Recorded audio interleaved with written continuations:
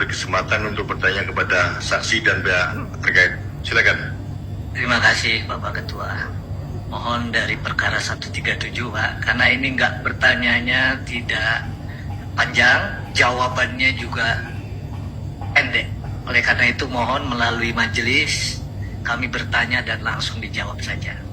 Yang pertama pertanyaannya kepada pihak terkait yakni Bawaslu.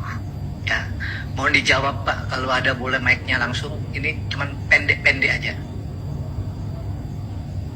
Pihak terkait, ya, saya mau bertanya, apakah dalam pengawasan yang dilakukan Bawaslu menggunakan Undang-Undang Nomor 7 Tahun 2017? Jawab singkat saja, Pak.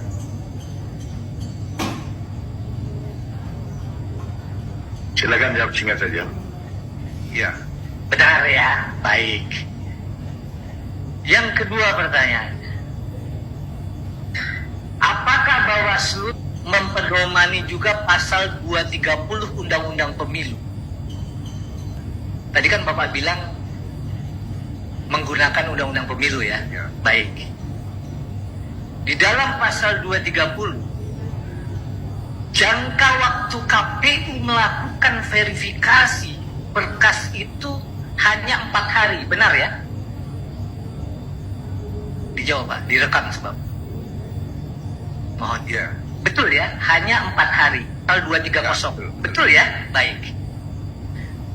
Saudara Gibran dicalonkan, ya seperti Bapak tadi bilang, itu pada tanggal 25 Oktober. Yang saya mau tanya kepada Bawaslu, verifikasi itu harusnya selesai pada tanggal berapa kalau cuma 4 hari? 30 Oktober, benar ya? Benar ya? Baik. Ada tanggal 30 Oktober, verifikasi sudah selesai. Saudara Gibran umurnya belum 40 tahun, benar ya? Baik. Selama pengalaman Bawaslu, ya, ketika sudah ada verifikasi, itu ada yang namanya berita acara hasil verifikasi, benar ya?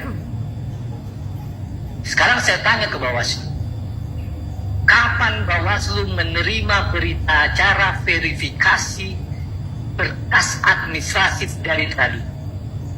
Kapan?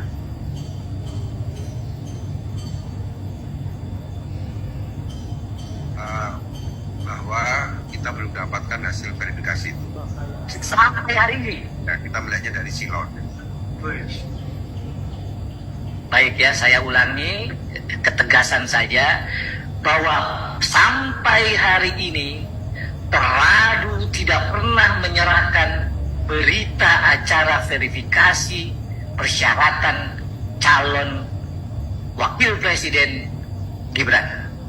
Nah, itulah tadi sidang kode etik KPU di DKPP yang artinya Gibran sampai detik ini tidak terverifikasi berkasnya di Bawaslu. Saya kira ini sangat berbahaya bagi bangsa dan negara. Artinya rakyat Indonesia yang mendukung Prabowo Gibran mendukung sosok cawapres yang tidak sah, dan ini berpotensi untuk didiskualifikasi dan mengadakan pemilu ulang. Tidak hanya itu, sampai saat ini Aliansi Mahasiswa dan Rakyat Indonesia dan bahkan tokoh-tokoh lainnya di seluruh Indonesia masih melakukan sebuah aksi bagaimana agar bisa memaksulkan Jokowi dan mendorong hak angket. Terlihat juga di video yang akan saya tampilkan setelah ini, di mana rapat Komisi 2 DPR yang menegaskan salah satu anggota DPR RI bahwa suara rakyat harus dipertimbangkan dan bagaimana agar bisa memutuskan suatu hal yang memang saat ini begitu gempur-gempernya disuarakan, yaitu hak angket. Tanpa berlama-lama, langsung saja kita simak terlebih dahulu seperti apa videonya, dan silahkan sahabat-sahabat berkomentar bagaimana tentang isi video tersebut. Kita serius mengevaluasi. Satu, yang kedua, alangkah baiknya kalau karena seriusnya dan pentingnya perbaikan demokrasi di pemilu ini, saya minta dan minta persetujuan kawan-kawan juga. Ini dibentuk panja biar lebih spesifik. Karena apa? Kita mau melakukan evaluasi tanpa keseriusan focusing yang jelas. Ini percuma. Masyarakat, publik yang begitu masif dari yang tidak berpendidikan maupun yang berpendidikan ini menuntut semua. Tinggal saja penyelenggara pemilu melakukan evaluasi, jawab aja mereka. Jangan bicara yang seperti di sini, baik-baik semua. Masyarakat itu banyak dorongan, masukan dan kritik itu dijawab. Dan kalau kita tidak menseriusi evaluasi ini, Komisi 2 ini malu terhadap rakyat. Rakyat lebih peduli terhadap demokrasi daripada Komisi 2. Itu aja, terima kasih pimpinan. Ya, jadi simpulannya nanti Bapak bisa ajukan. Ya, kecuali kalau kita mau ngambil kesimpulannya hari ini satu itu aja, buat panja kita selesai. Besok kita panjangkan lagi. Jadi sampai yang diusulkan sama Pak Endro itu nanti silahkan nanti waktu saya kita mengambil kesimpulan. Ya, mau buat panja kayak mau buat apa kayak itu nanti pada saat kesimpulan. Gitu. Saya skor sampai tanggal 1 April 2025. Izin. 24. Mohon diperhitungkan juga, pertimbangkan. Nakut-nakutin Pak Endro. Supaya Pak Endro instruksi lagi. Enggak, biar Pak Endro instruksi lagi. Izin, ada Silakan. jadwal persidangan di MK sepertinya, tapi belum ada surat. Tapi dalam schedule-nya tanggal 1 April itu adalah persidangan PHBU di MK. Mohon dipertimbangkan juga. Ya, nanti MK suruh itu. Nanti Bang Komar ngomong sama MK supaya jangan ditulisin dulu. urusan MK, urusan di sini juga punya tanggung jawab kepada publik yang ribut hari ini, termasuk saya punya penilaian. Oke. Dan saya harap DPR jangan jadi bantal stempel di sini. Kawan-kawanku semua, teman-temanku semua, persiapkan dirimu menjadi anggota parlemen jalanan. Kita harus gelar sidang rakyat untuk menghakimi Jokowi beserta koni-koninya. Hari ini kita di sini, ya, bukan karena dukungan paslon nomor 1, nomor 3. Nggak peduli itu. Kita nggak peduli siapapun yang menang, kita nggak peduli. Mau 01 menang, 02 menang, 03 menang, kita nggak peduli. Karena apa? Karena mereka akan menjadi musuh rakyat ketika kebijakannya tidak pro pada rakyat. Betul tidak? Siap kita memusuhi kembali? Hari ini kita nyatakan Jokowi musuh rakyat Indonesia. Persiapan. Hari ini kita tegaskan Jokowi musuh rakyat Indonesia dan dia harus dimakzulkan. Bayangkan saja teman-teman, ratusan triliun uang kita dipakai untuk menggelar pemilu, hasilnya anjing banget. Pemilu curang yang kita dapat, dan babinya gini kan, babinya kayak gini. Kita tidak butuh pemilu. Kalau gitu ngapa yang digelar pemilu? Kalau curang kan selamat ratusan triliun uang kita. Betul tidak? Betul tidak? Betul tidak? Maka kita kobarkan semangat. Curang perang. Curang perang. Karena rakyat sudah siap perang. Betul tahu? Ingat, negeri ini diberdekakan dengan darah dan nyawa.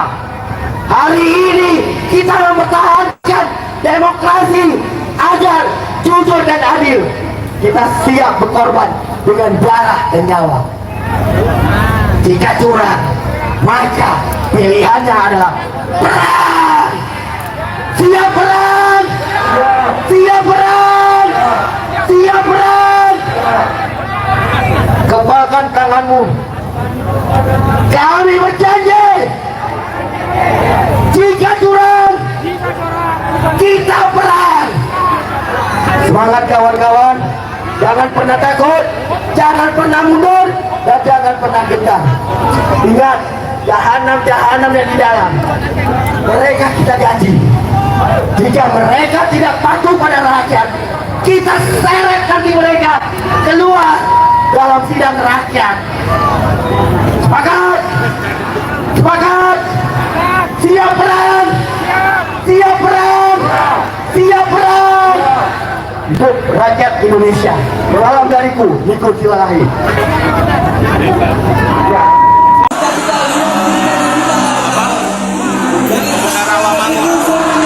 Ini mahasiswa udah bergerak maju.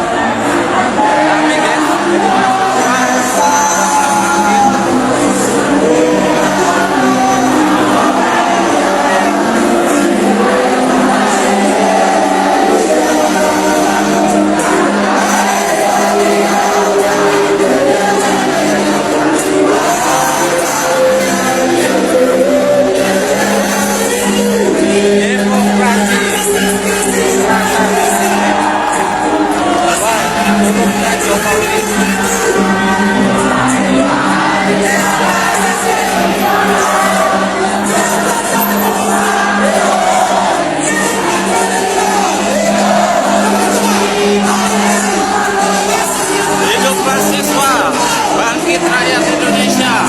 Saatnya turun ke jalan, lawan rezim Jokowi. Turunkan Jokowi, turunkan harga sembako. Yap, itulah video yang sama sekali tidak pernah ditayangkan di stasiun TV dimanapun itu, karena mungkin saja Pak Jokowi beranggapan bahwa ketika ini bocor di publik akan menjadi bulan-bulanan rakyat. Dimulai dari sidang kode etik KPU di DKPP dan juga rapat Komisi 2 DPR RI, dan kemudian dilanjut dengan video aksi-aksi masyarakat dengan mahasiswa yang saat ini masih berharap bahwa Jokowi bisa lengser dari kedudukannya dan mendorong hak angket, menolak pemilu curang. Dan tentu dengan adanya ini kita harus support rakyat yang bergerak dan juga mahasiswa-mahasiswa, dan kita juga harus mendorong DPR RI bagaimana agar bisa memproses hak angket ini dan juga bagaimana agar bisa memakzulkan Pak Jokowi. Dan MK harus tegas memutuskan sesuai dengan apa yang diharapkan oleh rakyat. Karena tentu kita sebagai rakyat Indonesia berharap agar Indonesia bisa lebih baik dan terhindar dari kekisruhan-kekisruhan yang seperti ini. Baiklah, saya kira hanya itu. Semoga video yang saya bisa bermanfaat untuk sahabat-sahabat, untuk rakyat Indonesia. Dan terima kasih sudah menyempatkan diri untuk menonton setiap video yang saya up. Semoga kalian sehat selalu dan diberikan rezeki yang berlimpah. Saya akhir dengan ucapan wallahul muwaffiq ila aqwamit thoriq. Assalamualaikum warahmatullahi wabarakatuh.